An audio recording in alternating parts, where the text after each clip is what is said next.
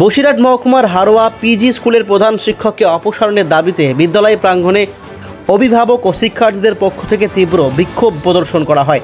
বিক্ষোভকারীদের অভিযোগ, প্রধান শিক্ষক বিভিন্ন অনিয়ম ও দুর্নীতির সাথে জড়িত এবং তার অদক্ষতার কারণে বিদ্যালয়ে পঠন পাঠনের পরিবেশ বিঘ্নিত হচ্ছে। বিক্ষোভ চলাকালীন অভিভাবকরা প্রধান শিক্ষকের বিরুদ্ধে বেশ কিছু গুরুতর অভিযোগ আনেন।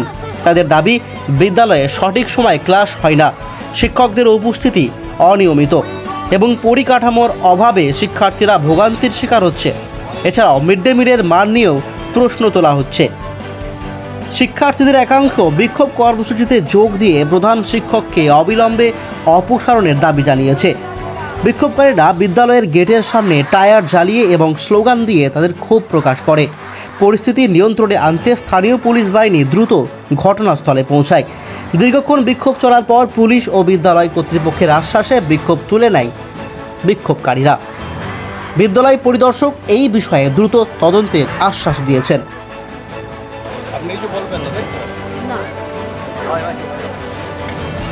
আমরা যা দেখেছি আমরা রিপোর্ট করব যথাস্থানে, বোর্ডে আমরা জানাবো, রিপোর্ট করব। অভিযোগ হয়েছিল আপনাদের কাছে, তাই তো? অভিযোগ হয়েছে, সেই জন্যই তো আমরা এসেছি।